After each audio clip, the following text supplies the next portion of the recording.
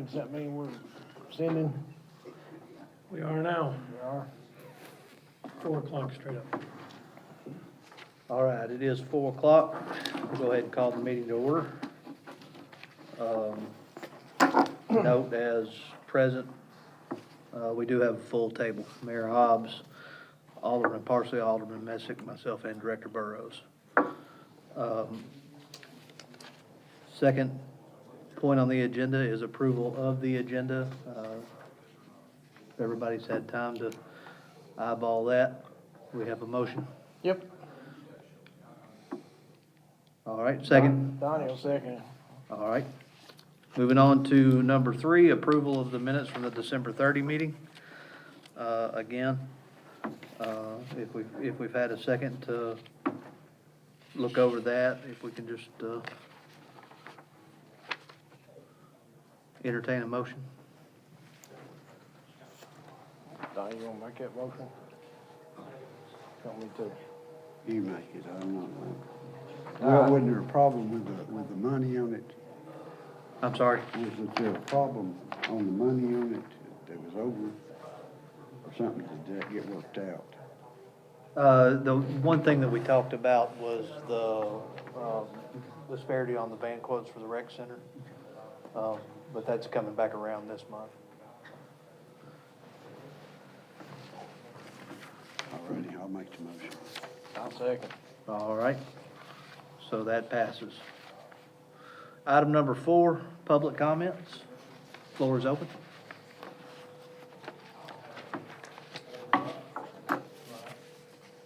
All right, hearing no public comments, we'll move on to item number 5. AJ? Good afternoon. All right, so after my research, I talked with statewide contract up at the state. He says that Ford puts out every year that a date that, like the 2024 model had to be purchased. So this date was October the 21st, that you had to have your orders in for a 2024 model.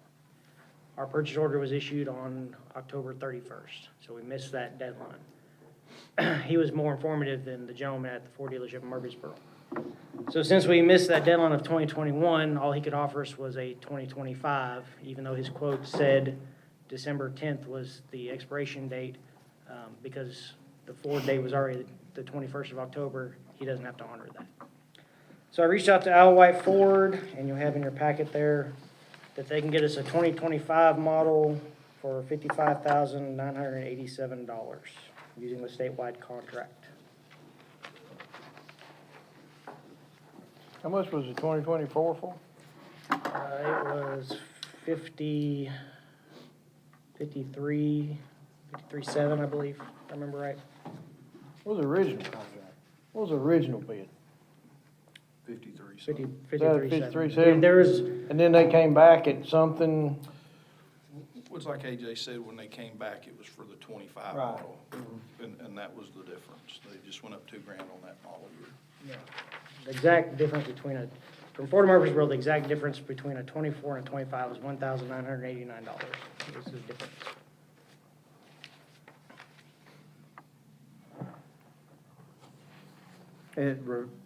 Refresh my memory, AJ. This is budgeted money, or is this outside the budget? No, it's budgeted money. It's budgeted money. Yeah, we had in that line item $60,000. Okay. so if we'd been on our toes, we'd saved a couple $1,000s by doing this before December the 10th or whatever, October. October. Yeah. So the gentleman up at the state told me that when it comes to statewide contracts for vehicles, Ford usually has their cutoff in September, October for, been a 2024 model in this case. So if we go purchase vehicles in the future, make sure to have all your information in before September to be safe. Yep, can't buy 2024 anymore. So, Well, and probably all fairness to AJ, right? I mean, had election, didn't meet. There's lots of reasons why we missed the I boat got there, it. so.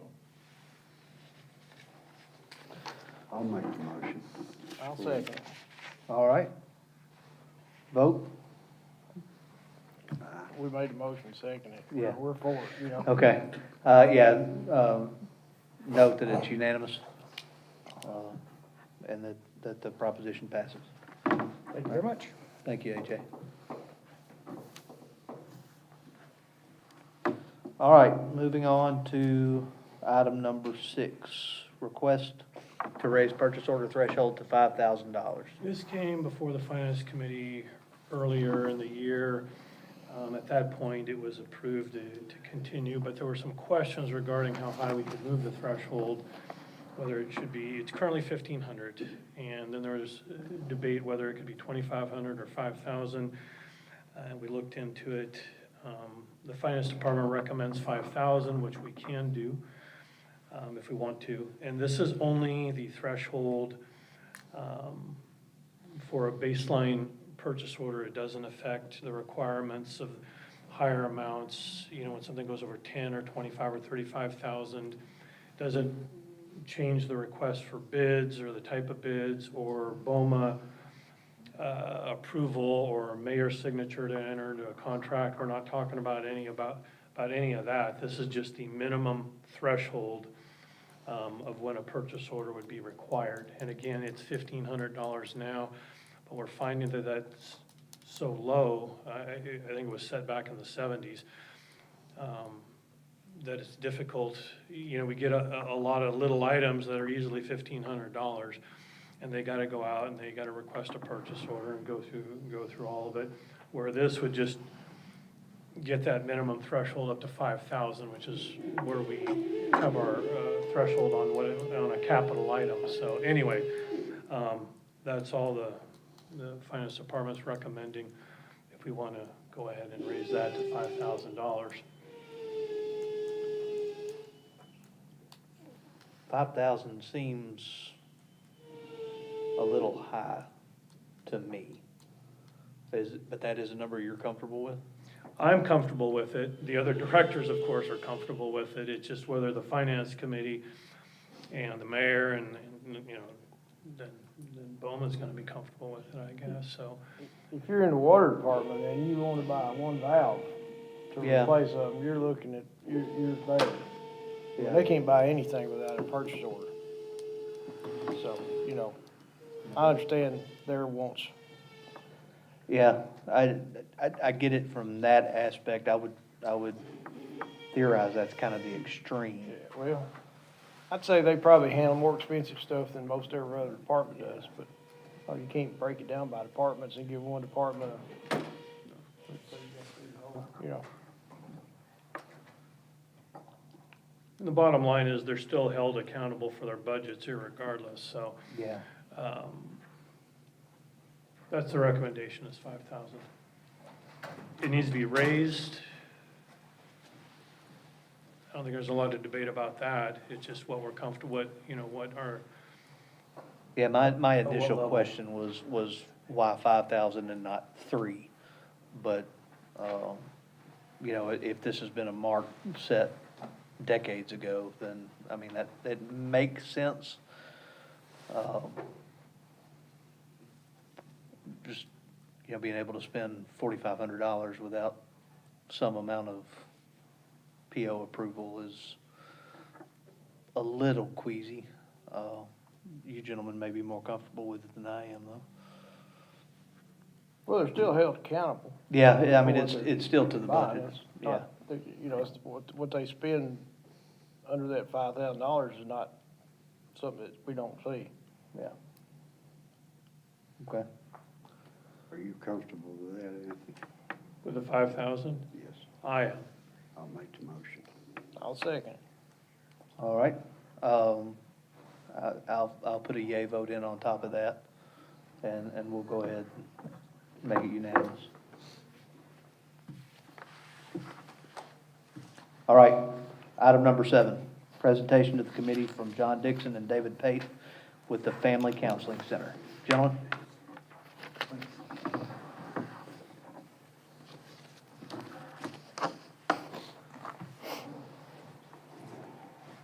So I'm John Dixon. Mayor's met me. Some of y'all probably don't know me. I think most everybody knows David probably. Is that good? That y'all know him? Wait a minute now, that'd be nice. So, I'm helping to present, market the Counseling Center's EAP program. Before I give you your packet, I'm just curious, of those that are on the committee, how many of y'all were aware that the city had purchased this program in 2020-30? Is everybody aware of that history? Yeah. Last bill, Alderman Crosville, wasn't here during that. Okay. I'm aware now. Okay. So originally, the program was purchased in 2020-30. What the Counseling Center and my firm had put together quite some years ago is an employee assistance program.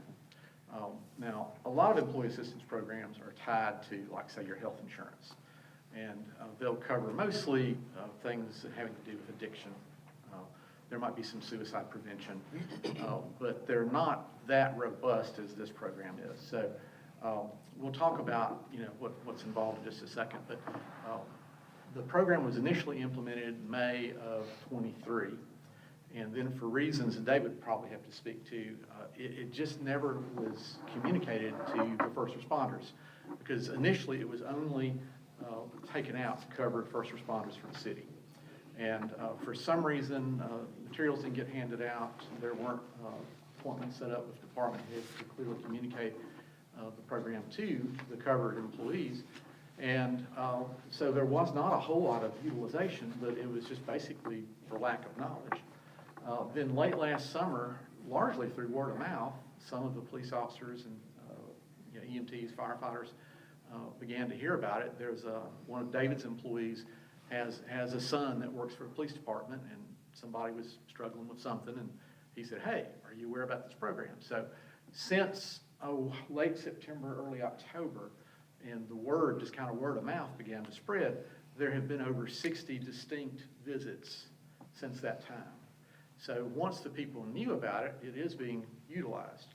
But there was honestly not a lot of utilization up front in 2023. So David and the Counseling Center Board kind of made an executive decision when they rocked along for a while without much participation and everything. They said, look, we're just going to extend the contract. The city paid good money for this, and we want to get their money's worth. So basically, a one-year contract has been going a little over 2 years, and they have continued to see these first responders as if they are still under contract and paying their co-pays and all that type of stuff. So that kind of brings us up to date. Mayor had asked us to put together a proposal, one for first responders, which had been previously covered, and another quote, based for all of in-city employees. And we'll walk through that in just a minute. Let me just hand out one of these folders to each of you. Thank you, sir. Yeah.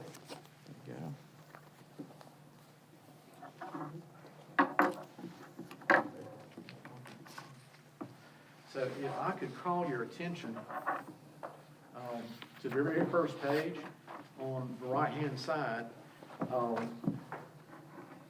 how many of you guys, I'm just curious, are either business owners or are in management where you work? Okay.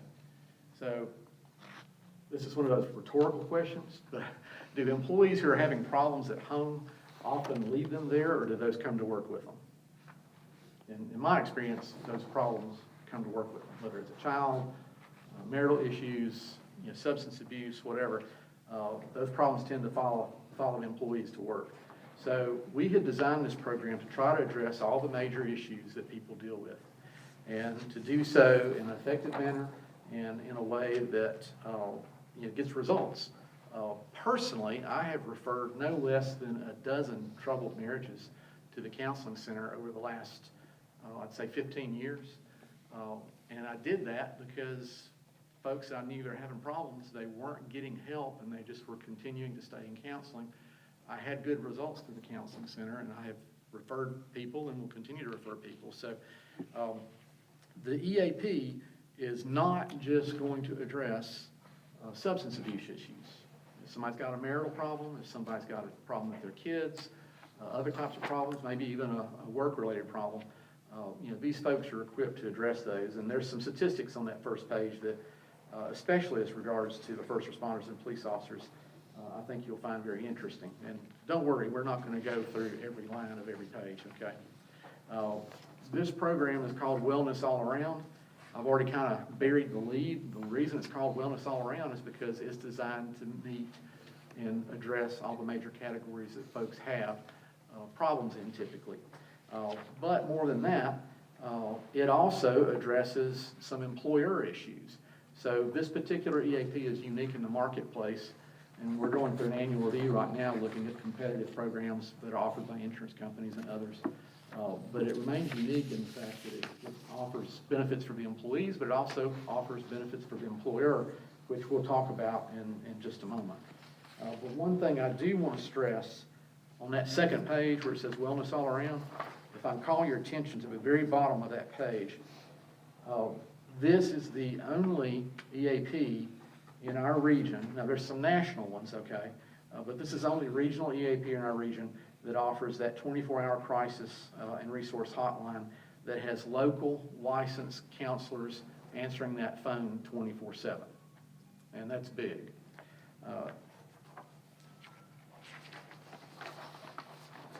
So the next page talks a little bit about family counseling centers of Middle Tennessee. But did any of y'all happen to look at the most recent census that was done? The statistics that are in the census for Coffee County? Okay. The reason I'm bringing it up is in the census, now of course we don't know what type of faith, but in Coffee County, you've got over 60% of the census respondents that claim some type of faith, okay? A lot of EAPs, because it's coming through an Aetna or a Blue Cross or whoever, a lot of the EAPs that are out there, they basically do not allow faith-based counseling, okay? So the question I'd ask you, whether it's, again, for the first responders or for the city employees at large, if people need and want counseling to get through the issues they face, why would the city want to send them to people who are going to counsel them in ways that may be antithetical to a person's faith? Now, the flip side of that is, what if somebody doesn't have faith? Say they're an atheist. Well, these folks are adept at that, but they will tell people, look, we're going to use, accepted standards. I just went blank on the name of the organization, but the Counseling Something of America. Anyway, there's an accreditation organization that David. AACC. Thank you, AACS. So they meet all the accreditation standards that you would get from, say, an EAP with, say, Blue Cross, okay? But if somebody is a person of faith, they're going to get that component with it, okay? If somebody says, I don't want it, fine. They're not going to beat them on the head with it, but you're not basically discriminating against a large percentage of your population, which would translate to your employee base, okay? The center's been around for 25 years. In fact, they just celebrated an anniversary here recently. But for all that time, they've worked as a nonprofit. So nothing wrong with for-profit corporations. I work for one, okay? But for this type of work, I think the nonprofit makes them unique because they are counseling to get the desired effect, which is healing, not to limit it to a certain number of visits or hours, okay? Conversely, they try to give care that's effective so that people get in and get out. They don't try to shove them out the door, but they're wanting to see people healed and not come back, and then, of course, maybe seeing other people that want help, okay? So before we get into the cost, if you look on the left-hand side of the page, one of the things that's unique about this plan, the Wellness All Around plan, is their suicide prevention program is very robust. In the firms that have had these trainings in their business or in their government, it's been a big benefit. They help employees to recognize the signs of suicide in other coworkers. They help them know how to broach the topic, how to refer somebody.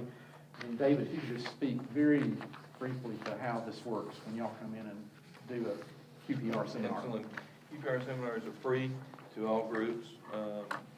We we're associated with the Tennessee Suicide Prevention Network, which owns the program. And we're nonprofits, so we present this program to all entities, church, civic, businesses. We've presented a number of times out the base as well to the federal people. And it's for training you to know how to be a first responder. If you know CPR, you can save my life if I drop and have a heart attack.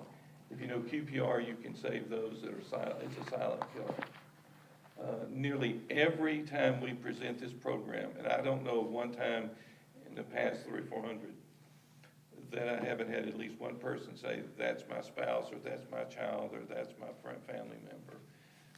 One of the people at the base, the lady was sitting on the front row. The presenter was just starting in the second part of the program. It's about an hour and a half long. She turned literally white. We thought she was going to pass out. She was sick. She said, that's my husband. I have to go home.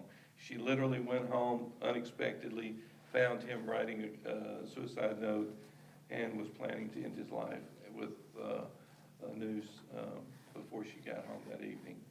So we are thankful and praise God for that intervention. That's just one of many, but it's very simple. It's easy to learn, and it's easy to retain. A lot of material you get, it's hard to remember every step.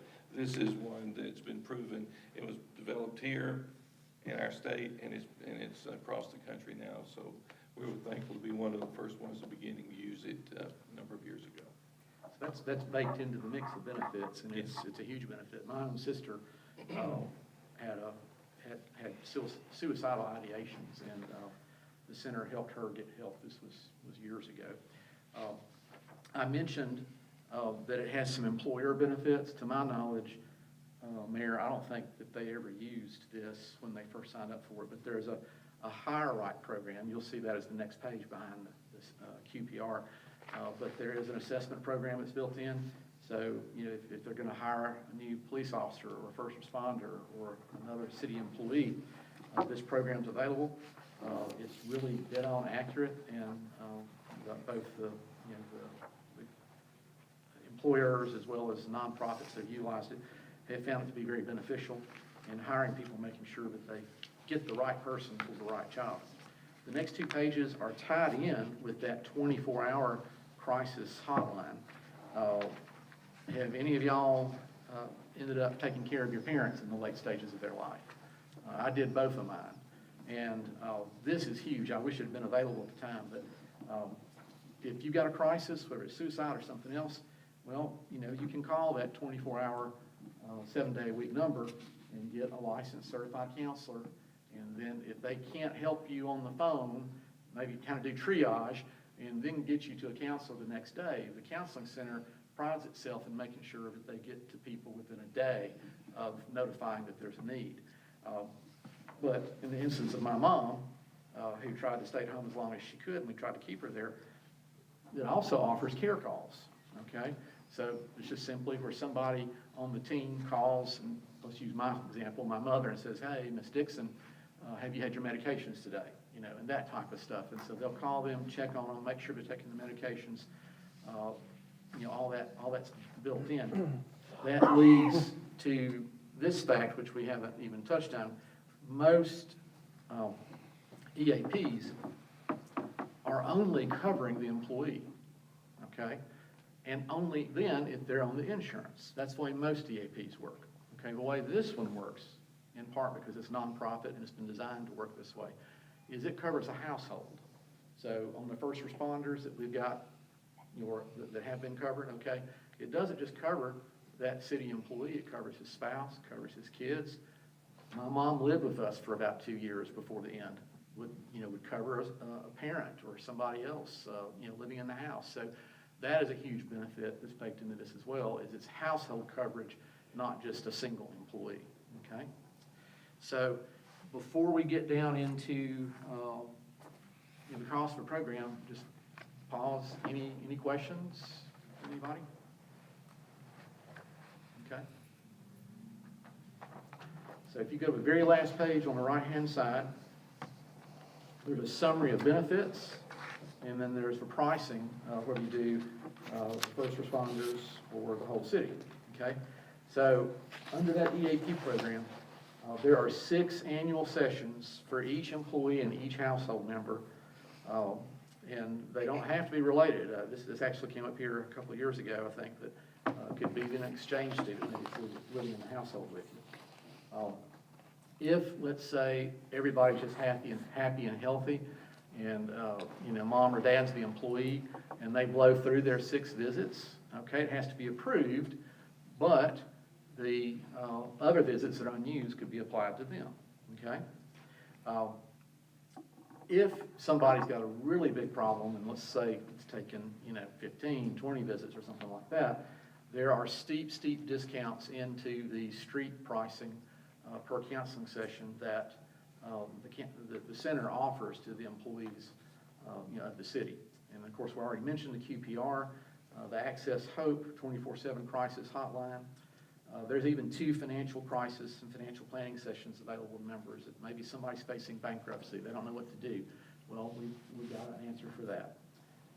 And then there's also 20 employer hire right screenings that are baked into the cost that the city could use. So there are some additional services, you know, that could be picked from a menu of benefits. I've got those listed there for you. Just, you know, some of them is if you wanted additional hire right sessions, you could get those. You could get group health coaching for nicotine cessation program, other things like that. And then this is unique to this program. I've not seen anything else like it in my research, but the counseling center will do on-site rapid response counseling. So say there was, I don't know, maybe a shootout or something, and there were several officers injured. You know, they will meet with them, you know, at the station or on site, do triage and you know, try to help with that. And that I confidently say you cannot get anywhere at this point in time. So for the pricing of the program, just as it was, which was covering the fire department, police department, first responders, we were talking about 33 employees for the fire department, 43 for the police department.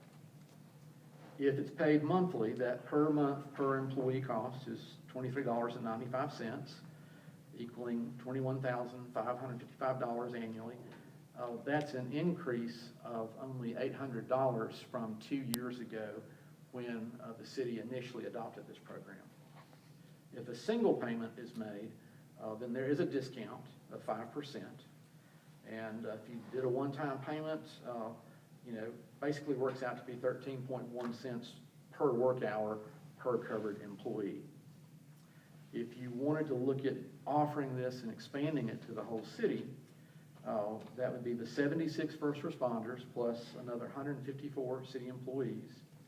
And the price, of course, comes down the more people that are covered to $22.50 per employee, okay? And then if a single payment was made, it's an even richer discount of 7%. That works out to be about 12 cents, you know, per work hour. That's based on the 2,080 hour work year. So what I would say to you from personal experience is I've seen this program work for friends, family, businesses that I've referred to it. I've seen people get well and move on with their lives, and that should be the goal, not to be in counseling, you know, for a long period of time, any longer than necessary. You will, I think, find if this was offered, whether it's just to the first responders again or the whole city employee base, I think you'll find that over time, as people begin to use the services, you'll have some happier employees, some more productive employees, because they're going to get the issues resolved that heretofore are probably not being addressed.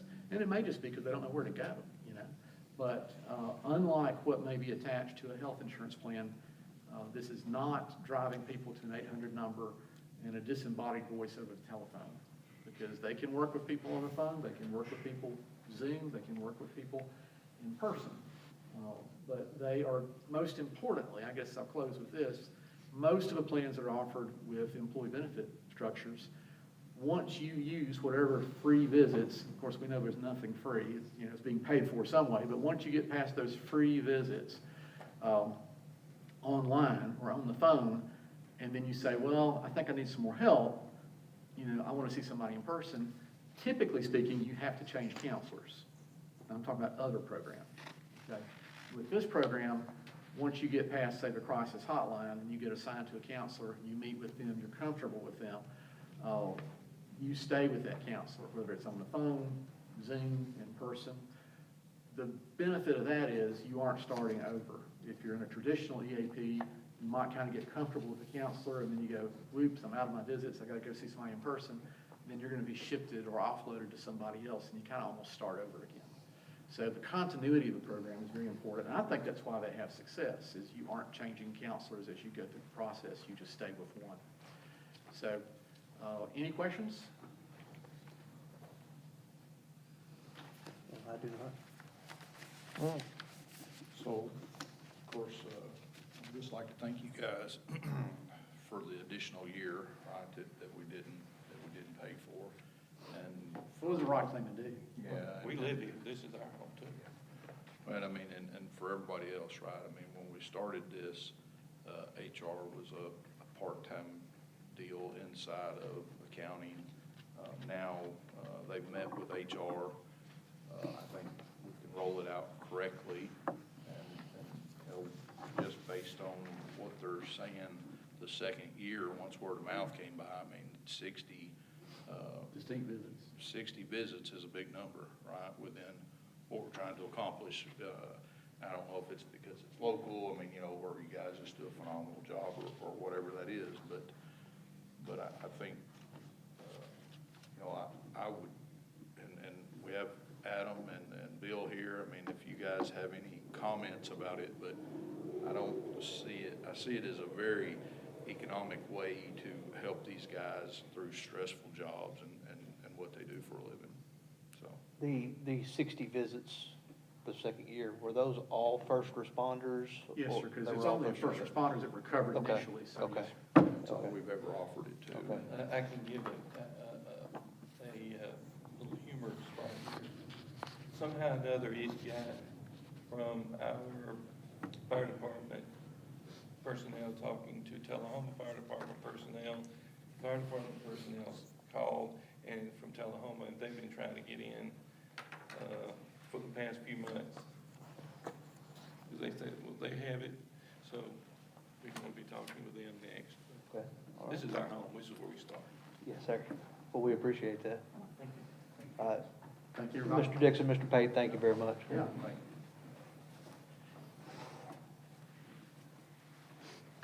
When we talked about this 2 years ago, Fire Chief George said they had somebody that they used and they wouldn't use this.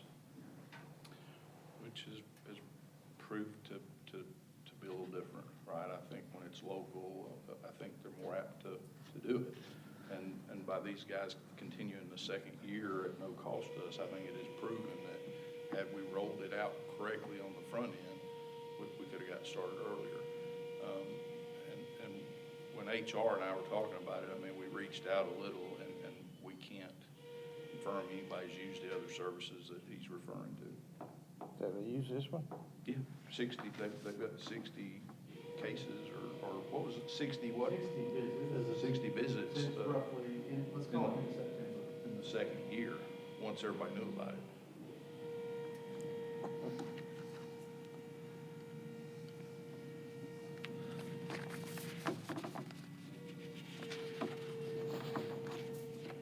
So this have to go before the board, Yes. more than $10,000. Yeah, I mean, and like I said, I mean, I think that, You know, I have a question, Joey. You know, we got 76 people that's involved in it right now. Then the additional, I see that right there. 154. 154, I didn't know we had 232 employees. so we have about 157 full-time employees, and the rest are all part-time. I So, got you. so you wouldn't be able to distinguish between the two. So, you know, I think that the first responders are the biggest focus. We get it implemented correctly, and then we get some more data before we look at the whole goal of the city. Because, there again, you know, Paycom is another example where we had good intentions, it just wasn't rolled out correctly. And we've seen what the hiccups have been with it, and I do believe this was the same type of scenario. Yeah. Mayor, I do believe it's very, very important. We have an EAP program at my facility, and I think lots of times people are more comfortable going that vein when they're having issues. I think it's prudent for us to start with our first responders, but any employee can be having an awful hard time and us not know it. So I think maybe our end goal should be to look at it as all-inclusive. But I do think it's prudent to start with the first responders. Well, we already started with first responder. Start, Why not? If you're gonna, end goal is to include everybody, why not include everybody now? can we be Well, effective I doing guess the that? question is, where's the money coming from? Well, that's what Anthony's here for. We got it? We got it. We do have it? We have it. Well, we're spending a lot. So the only question would be build data. To me, we build data with first responders and, you know, do we feel good about the program? 60 visits in 6 or 7 months is, not insignificant. No, and I mean, and, you know, obviously they're trying to help us, right? Because they didn't have to give another year. I mean, they did that at their decision and their discretion, and, you know, you have to compliment them for that, right? There's not a lot of people who will give you the service knowing that it wasn't probably as helpful as what we'd hoped it to be. So, Another question I have is if we're gonna do this, and we have, our insurance affords us this opportunity. Correct. Is there something that we can cut out on our insurance that'll save us some money? Are we paying for this through the insurance? Do we need both plans? we'd have to look at the insurance, but I believe it's just part of the overall package. You can't cut that out for money, right? I mean, I think this is over and above what they're offering. So, yeah. And that also, Mark, could be a reason to look at first responders only for the more in-depth package. As opposed to, because what you get generally through, your healthcare provider is a little more vanilla than what these gentlemen described. Look, I've seen the time, probably wouldn't hurt if I'd went and talked to somebody about something instead of going off. And probably, some people say I still need to talk to people about things, but it's not a funny matter. I didn't mean for that to be funny, but I think if you're gonna do good, there's no reason not to do good for everybody. I think that's a very good point also.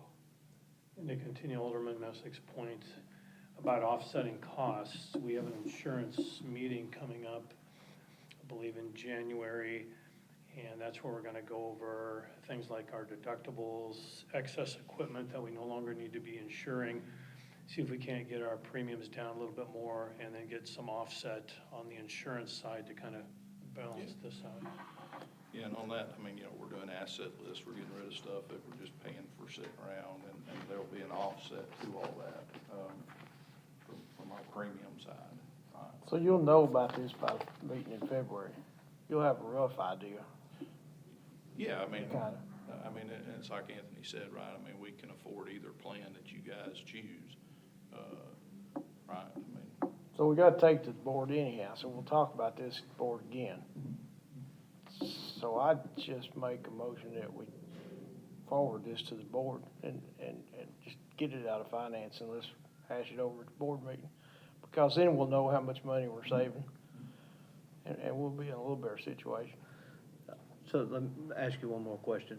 Do we want to move the option, first I think responders, we or give- move the whole package I to the think we give board? the option to both, to the Both, board. both packages to But the I'll tell board? you right now, I'm gonna vote for all of it. So.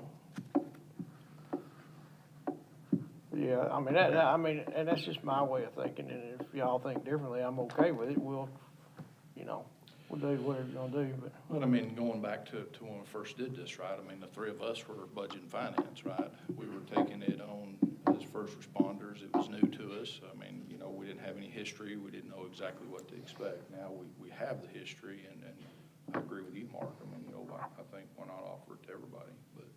I voted against it the first time, because I didn't think anybody would use it. And if you hadn't come in here and told me there were 60 visits, I would have probably been against it today. But if we're going to use it, it seems like a good program, and I like the fact that it's here and it's local. So, if it's being used, listen, I'm all for giving the employees every break they can get. So motion to pass to the board? That's what I'd say. I'll second that. All right, and I'll throw an aye vote on top of that. Thank you, guys. All right, Mr. Burrows, recommendations for the city banking consolidation. Alderman Crosland, would you like me to read the memorandum into the record? Yes, sir. This is a memorandum dated January 21st, 2025. It's from myself, Finance Director, to the Mayor and the Finance Committee. It's in regards to the banking consolidation recommendation. City of Manchester, in an effort to improve and consolidate the banking services it receives, made a request for service proposal to the three known, quote, local banks. They are People's Bank and Trust, Coffee County Bank, and First Vision Bank, listed in no particular order. Due diligence was performed to assess each bank's level of safety and quality of services. After considerable review and analysis, the City Finance Director is recommending that the current set of accounts with Old National Bank be closed, for starters, and that the funds from ONB be transferred across all three local banks. Utilizing all three local banks is recommended to minimize risk to the city and to diversify the city's cash assets. The portion of dollars and the type of account structure at each bank will be based on the operational strengths and weaknesses of each bank as assessed by the finance director. It is further recommended that the money from the city's ONB accounts be apportioned in the following manner, and this is just an estimate at this time. There's a few other questions we need to answer, but the exact structure and the exact dollar amounts we'll be able to give here in just a little bit. But the recommendation is to place $6.8 million with People's Bank and Trust, $4.4 million with Coffee County Bank, and $2 million with First Vision Bank. Again, last sentence, these numbers are estimates at this time. Details of the exact type of accounts needed and dollars placed with each bank will be discussed later. Finance Director seeks approval to move forward with the recommended consolidation and restructure. End of letter. And again, when we started this whole process, as it stated, we wanted to consolidate the number of banks we utilize. We're dropping from 4 banks down to 3. We're completely removing all the money out of Old National Bank. And again, for reasons of risk and safety and to utilize local banking, we would like to distribute the money as stated here in those approximate amounts across all 3 of those banks. Again, a few other questions to answer to determine exactly what accounts, because we're going to consolidate some of the accounts too. We're going to do away with some of them. But that's the recommendation from finance at this time for the committee. And I'm just looking for approval to move forward with this as it is, or take the committee's rejection of it or correction to it, so. So I have a question, and I know that we have money already at other banks. I know at First Vision, we have a pretty good chunk of money. So if you put the $2 million you're giving them, is that, and I'm just assuming that we have money at Coffee County Bank. We do. And so it's kind of, when we get through, it's kind of going to be equal among the 3 banks. our money in each bank. Am I far off? It's not gonna be exactly equal in dollar amounts, but all three banks, we do use now, and they have, you know, there's already 7 figures in each of those banks at this point in time, so, they're gonna be, not equal, but a fair division.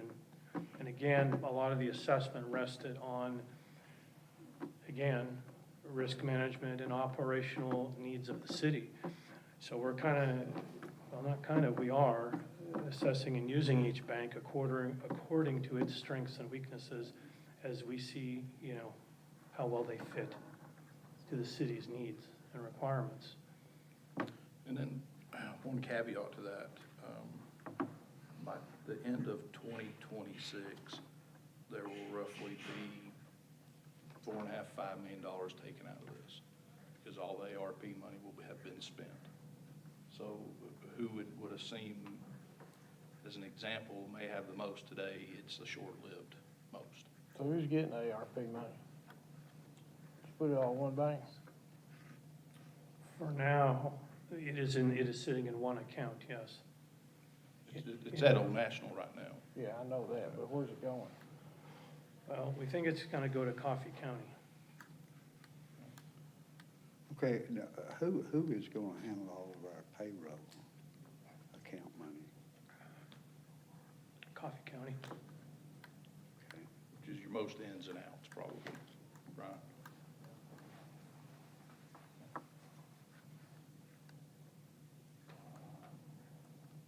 I mean, that looks to me like, you know, I mean, it almost sounds confusing the way that you're doing it. I mean, or am I wrong about that, Anthony? I mean, any more work for you to do it that way? Well, we're already doing it today with 4.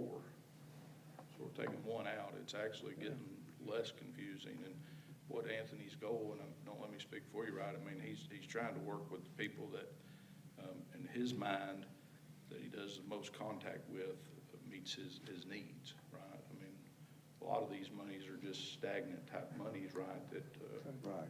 that don't do nothing. What about the water department's money? Where's it going? Where's it at now?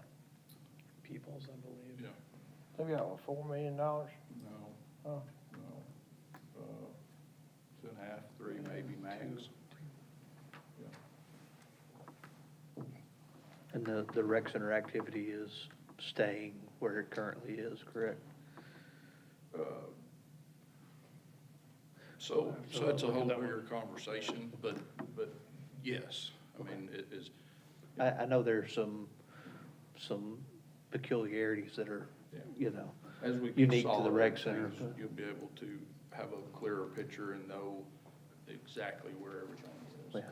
Okay, Yeah. but there's a lot of, different counts, different things that Anthony's working to consolidate, so. So this will be fewer banks, fewer accounts for us. Again, you know, assessing, you know, the strengths and weaknesses, and, you know, this will play out over time. We'll see if we were correct. And we can move the money around at any time if we want, so. This is a fluid conversation. It is, Yeah. you know, I mean, we can shift money from one to the other if we need to, but, you know, one bank pays maybe a little bit better on interest. One bank is stronger and has less risk, so, you know, they can hold a larger amount of money in basically, you know, any of our holding accounts. You know, so I mean, that's a strength, but they weren't well suited to do our day-to-day, you know, things like payroll or wire transfers, as well as maybe one of the others. You know, for example, we felt Coffee County was really strong in their day-to-day operations. They're right across the street, and there were some other things with them that we, you know. So again, they're all good banks, and they all have their strengths. And, you know, if we were to plop all the money into one, I don't think it would be a bad thing either. It just helps us, because they all have different ratings, to spread that risk out a little bit, number one. And since we are using all 3 banks anyway, You know, it didn't hurt to, again, identify the strengths of each bank and utilize those strengths from each bank. So, Well, I know a lot of thought and a lot of analysis has gone into the words on this paper, so, do appreciate that. Gentlemen? I don't have any problem doing what Anthony wants to do. I mean, he's the man in charge. He knows what he needs and we don't as well as he does. I would like to encourage you to equal out as close to equal in the future when you're depositing some funds or something like that. You know, try to give every bank about the same. Well, in a long-term strategy, right, I mean, and the county uses it as well. I mean, at some point, this group, I've started talking about investments, right? I mean, you know, the county makes good return on their money, and I think John shops that out based on rates, based on time, and some different things. So I don't want us to get hung up and say, hey, we gotta be equal, because I want us as a body to look at, hey, how do we take a chunk of money from whomever or all of them and put it with one group so that we get returns on that money? The county last year, I mean, and don't quote me on the exact number, I mean, John did such a good job. I mean, them guys had probably over $1.5 million in interest money on their money that's just sitting idle. So that's something that we're gonna have to start looking at, okay? And that's the only reason I'm saying, don't get hung up that you're trying to I'm not. equalize some stuff, because I can see in the future, as we get to that point, that we take monies out of all of them and put it to whoever's gonna pay us the most, because we know we're not gonna use it for 6 months or a year or something like that. And that's that's a request for quote type of a strategy based on monies, right? Not hung up on it. Well, I mean, I'm just- maybe that's the wrong word, Yeah. but you understand what I'm saying? I mean, because I don't think this is gonna go on, you know, equal and for, we've gotta look at how Yeah, we it's- follow that model. It's about where the money works best. Absolutely, Yeah. and I think that gives them all another strategy to look at long-term with us. and that's why I agreed with your comment, Alderman Crosland, that this is a long-term relationship with these banks. It's a constant conversation managing our money. And it is a fluid conversation well into the future, so. And we will be shifting, you know, the initial estimates that I put down here, that's exactly what those are. That's kind of what we first envisioned. But we have to have further conversation with the banks and, you know, we'll try and keep it, you know, close. You know. At the end of the day, All I'm asking. we're not gonna cap anybody's opportunities. No, not at all. You know, and things change over time, and, you know, if services change or rates change, which they could between the banks, we'll move accordingly, you know, and we're not gonna cap anybody's opportunity or say that this is set in stone right now. It's the starting point. You know, there's over $13 million that has to be moved out of ONB, and we're moving it to a much more consolidated, much more efficient structure. But again, you know, the finance department and my responsibilities to all of you is just that. It's the operational needs of the city. You know, and you know, the banks all get along with one another, and we all know the people in the banks, and they're good banks and they're good folks. But the number one priority for me is, again, the city, you know, the city's money, so. All right, gentlemen, I'll make the motion That would be what? to accept. We got to vote on this at the board? Or can we just do it here? We can do it here, I'll because maybe we second already that. have accounts already, we're just trying to consolidate some stuff. Yeah, this is internal policy, really, just kind of Yep. restructuring internally. and I will, yea vote to make it unanimous. All right. Thank you. Thank you, Anthony. Mr. Mayor, any items to add? No, Any items to add, sorry. No, after all that. Mr. Parsley, Mr. Messick, any items to add? I'd just like to thank all these people sitting behind us for participating in this exercise we've been through the last 3 months.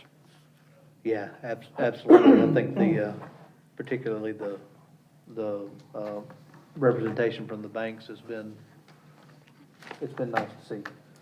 So, thank you guys for being interested in being in the city's business. And Anthony, I know you put a lot of time into this also, so thank you for that. Absolutely. All right, if nothing further, we have a motion to adjourn.